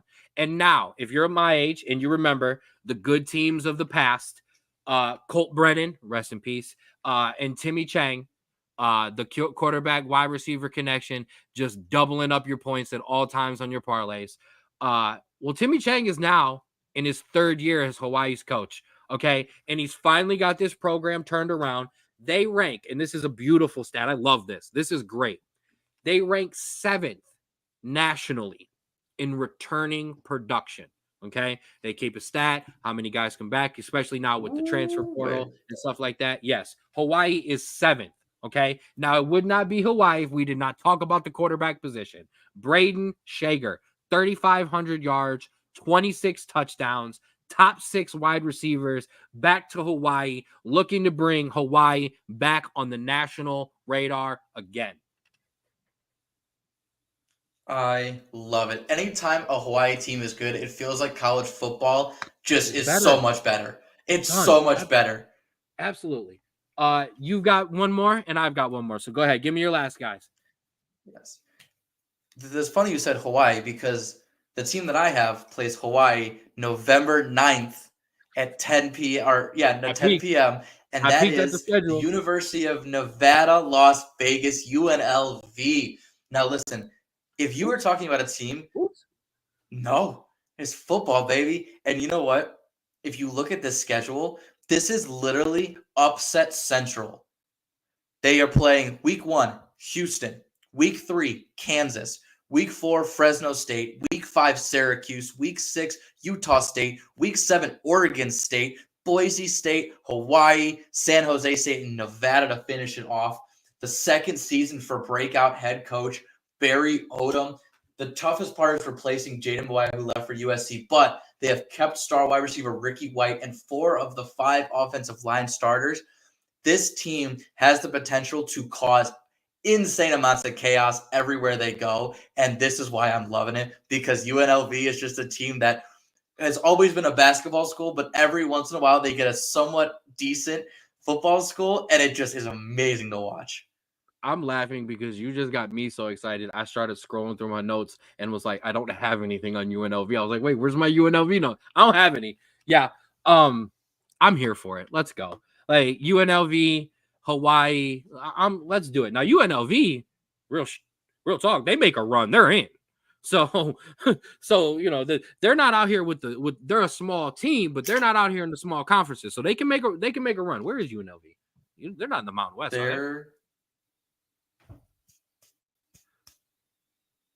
What? They don't have a team. They don't have a conference. UNLV is one of our indies. Hey, shout out to you, UNLV. All right, I like it. Man, that you just pumped me up for that. I like that. All right, so I got one more for you. Okay, now this is fun for me. Okay, because I didn't realize this at first. Normally, I would be doing nothing for the past 2 months but reading college football articles and stuff like that. But I had to pay attention to other sports for our show and go to live events and do stuff like that. So then when I started to dive in, I found my new favorite team. Okay. I love sports too. Okay. Shout out to you, Keita. I love them too. I found my new favorite team of the year. I'm going to bet on them so much. I'm going to lose all of the money that I would have been adding into the D1 fund. And that would be the San Jose State Aztecs. Why? Why, you say? Okay. Now, I'm in a year early. I'm just letting everybody know. I'm in a year early. Next year is when this team is going to happen. Well, let me give this to you. Okay. Now, I do remember my takes. Okay. I remember the things that I say. I remember the dumb things that don't come true. And I remember the genius things that I rattle off when I told you Texas was going to be in this year, when I told you Bama with one loss would be in, the things that I have gotten right.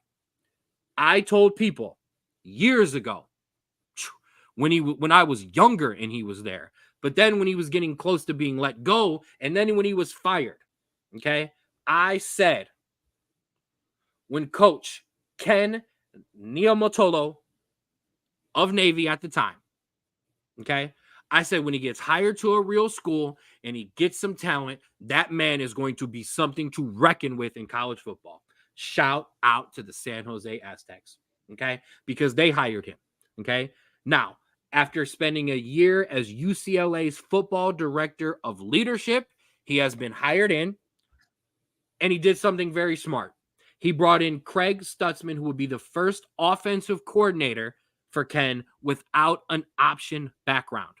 Okay. We're done with this Navy. We're done with this triple option. Okay. I've said it for years that if this guy gets recruits, he was going to do something. Okay. Now he's on the West Coast. He's going to have better recruits by default. No disrespect to our military academies. We're obviously pro military academy on the show, but this is just facts. Okay.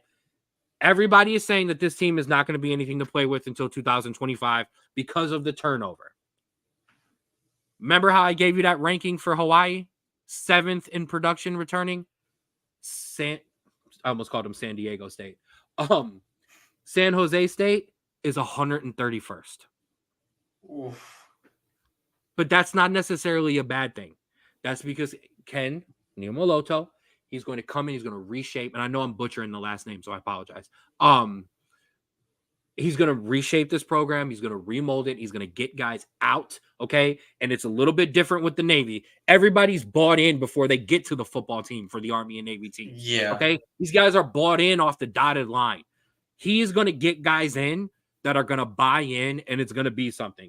Quarterback Jay Butterfield, senior wide receivers Nick Nash, what a name, and Justin Lockhart are going to have to be the guys that lead the line and lead this change. But I'm telling you right now, San Jose State is going to upset somebody this year, and they're going to win a couple games or be close in the game, and the national media is going to start to pick up on it, and they're going to start talking about Ken, and they're not this Ken Niumatalolo. They're going to start talking about him, and you heard it here first with the butchered last name.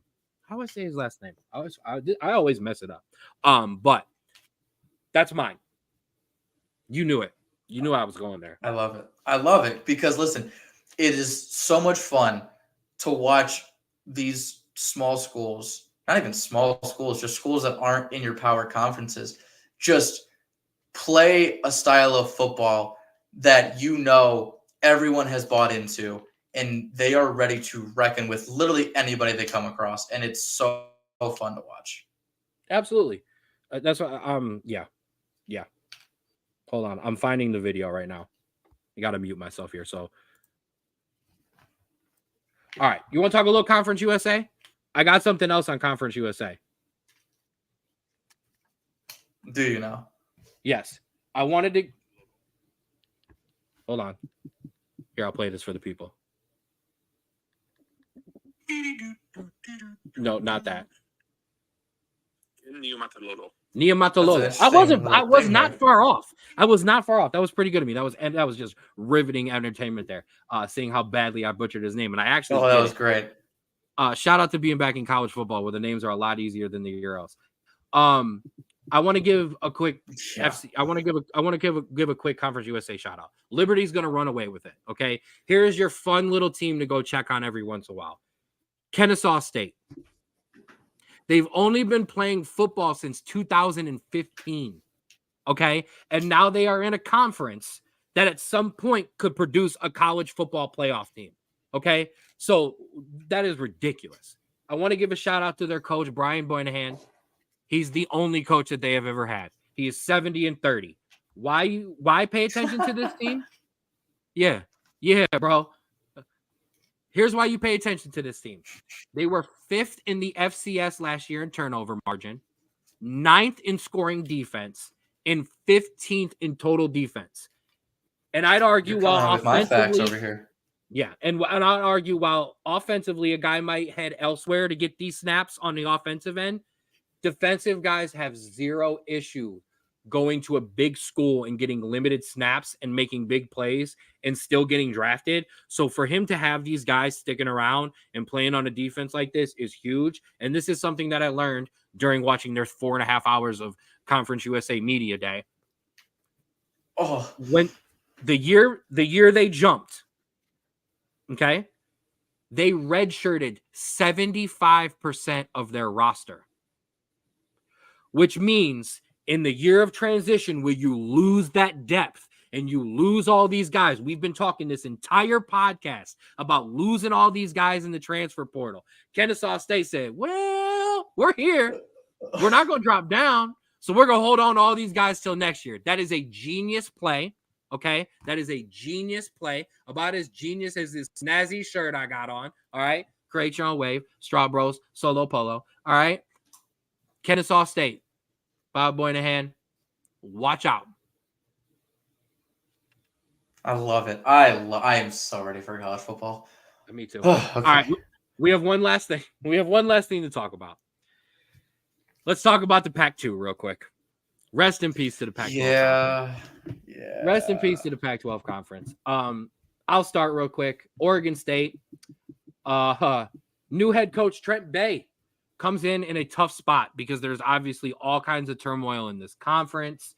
But they've also have an offense that no longer has DJ Uiagalelei.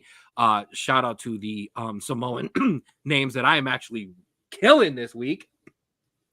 And even though DJ was inconsistent, he could put up some throws, he could put up some points. That is gone, as well as two-time All Pac-12 running back Damian Martin. Now, they do have returner Jam Griffin, Colorado transfer Anthony Hankerson to help anchor an explosive backfield. But the defense is going to be everything for them. The defense is a very talented defense that also added some transfers from LSU and Liberty transfer and all-conference USA cornerback Kobe Singleton. So trying to do some retooling there for Oregon State, but it's going to be a tough sledding for both of these teams. But Oregon State, listen, I loved the Pac-12. I loved them so much because it was just points and late games and everything, and then they had to screw it up. But so now you're seeing both these teams play basically Mountain West Conference games every year or every week, and it's kind of sad because you really hope that these teams, that something would be figured out or they'd go to another conference, but it seems more sad that they're holding the conference together than them just disbanding the conference. I'm not going to even register that. I like the dad joke there. I'm not going to register that one. I like that. The West Coast, Tupac. The Pac-2, the Tupac, Pac-2. I like it. I think that's a good way to end it. I think the other Pac-2 member, like we said for Oregon State, the defense is the best unit for the Beavers with talent on all levels.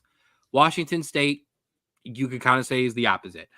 They finished 6th in defense in the Pac-12 last year, which is hilarious. Head coach Cal Smith is 15-16 in 2.5 years as head coach. 9 losses by 8 points or less, though.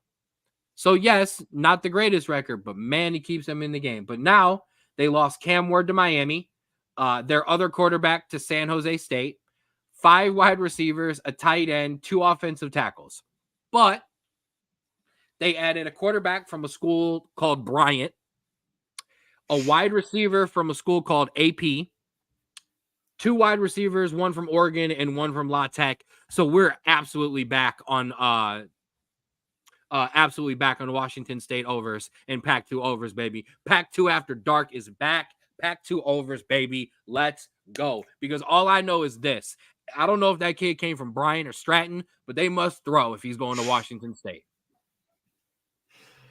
Listen, we should have done this first because this is so depressing to talk about.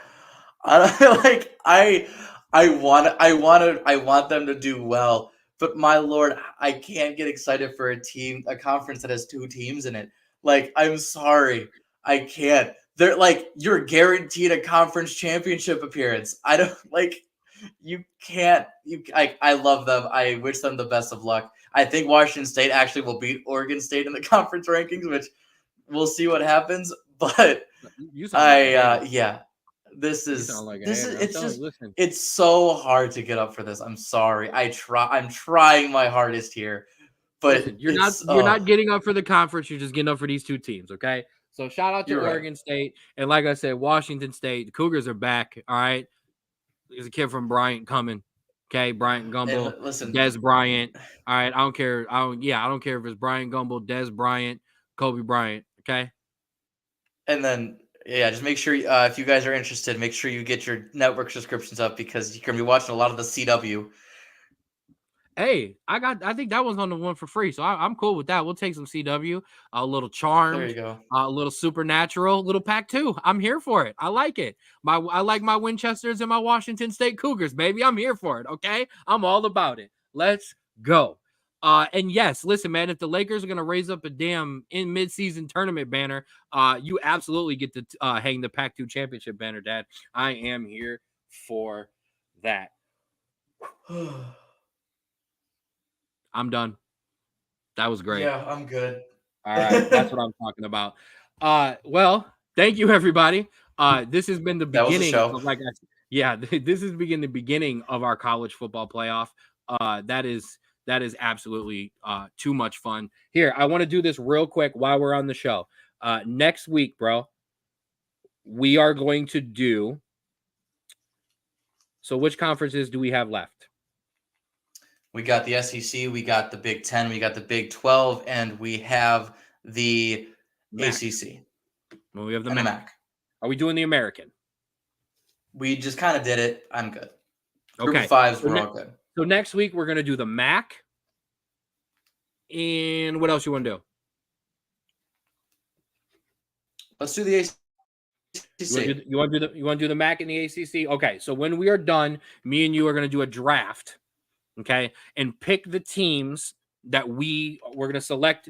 We're going to go like snake order. We're going to select teams from each conference, and we'll preview those teams. We'll kind of go like a little back and forth. I mean, if we want to mention something about said team, that's fine, but we'll kind of go back and forth. There was a lot less teams to talk about in this non-Power 5 kind of setup, so it was much easier for us to kind of dive in together. I don't want to turn our college previews into 3-hour shows as much as I want to sit and talk about college for 12 hours a day.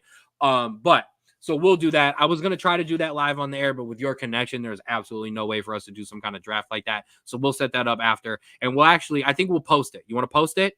I think we'll post it. We'll post it to the show. We'll let you know which teams that me and Straub have drafted. He's lucky we didn't do the Big 12 because I'm going to be a dick and draft Cincinnati on purpose. So you can't talk about them and only I can. But that'll be coming up in the next couple of weeks. Like I said, major, extensive college football previews just like today. We wanted to give you the little guys first because as we get rolling to the college football season, it's going to be all Ohio State, all Notre Dame, all Alabama, all Georgia. So a lot of these little guys will get lost. So we'll be referencing this, giving the little guys some love here. But as we get rolling, the 216 Sports Network, that's where you have been able to find us here today. The Facebook page, follow and like. Please send us stars. The YouTube page, like and subscribe. And I mean, I got to thank all of you, all 5,000 plus subscribers on the 216 Sports Network YouTube page. You guys have been amazing. Some of our videos are just blowing up in terms of views. Like I said, our Akron City Media Day, 1.5K. A couple of other our videos and our shows from last week and a couple weeks before have hit over 1,000 views. We really appreciate it. We really, truly do. Here on the 216 Sports Network, that's where you can find all of us. And remember, when I say all of us, there's a lot of us. And that would be these guys. 4th and 15 with Mel and Smooth. Like I just said, Mel just put out a new episode this week. If you are a martial arts fan, please make sure you go check it out. It was a great show. I tuned in for it. Make sure you check it out. The Jay Rich Show, the Rulers Minute with Rico McGee. My man Rico put out 3 episodes. Make sure you go check out Mac Media Day, his show, as Rico will be on next week to talk to Mac with us. Outside Interference with Bob and the Sports Show. Straub Sports Show. You can find us anywhere and everywhere you want to be, like an American Express card, baby. You can find us on TikTok at the SBSS. You can find us on Twitter, X at Straub Sports. You can find us on Instagram, Straub Sports Show. You can find us on Spotify, Straub Sports Show. Make sure you check that Instagram account out. The views are blowing up on it. We're doing good stuff there. We're putting our good stuff out there as well. KZ Productions on their YouTube page. Make sure you follow and like them as well. Austin, on the beach somewhere. You already know I appreciate you. Wrong sleeve. Create your own wave apparel. Don't ride the wave, create your own. Make sure you check them out on Instagram. Create your own wave 2021. Hit the apparel, CYOWapparel.myshopify.com. Don't ride that wave, create your own. Oldtimecandy.com. Make sure you get your retro candy needs. Get your fix. Promo codes all over the place on the website. SBSS is ours. Get your 15% off of that order. You will find us August 17th, Fight in the Flats, Cage Thunder MMA. You can absolutely look forward to that for us. August 11th, I want to make sure that is up too. Like I said, we'll be at Knuckleheads for an amazing Kids for Christmas fundraiser. We will be talking to former Browns legend Hanford Dixon. Straub will try to keep it together, but that's okay. Make sure you say the date. If you want to be there, hit one of us up on social media, and we will take care of you. We will get you where you need to do or where you need to be to order those tickets. Drew, final shouts. Yes, thank you all for watching and listening, no matter where you are. Have a great weekend. And before that, if you have nothing going on tonight, maybe you want to take a break in College Football 25, tonight's guest on the Jimmy Fallon Show, U.S. star Christian Pulisic. Hey.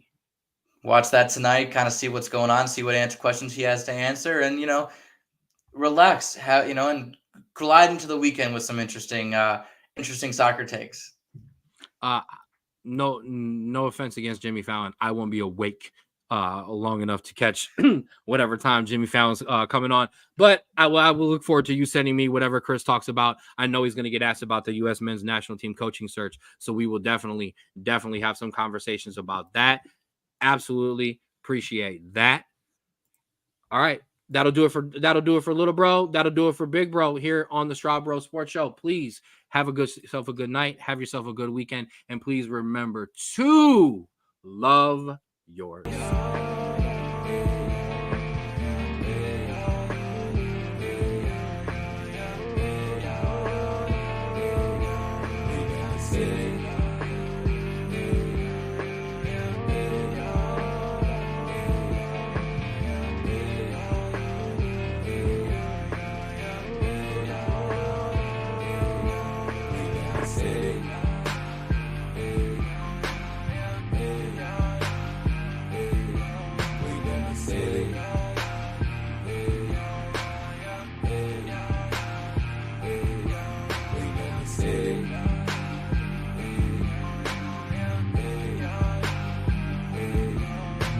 City.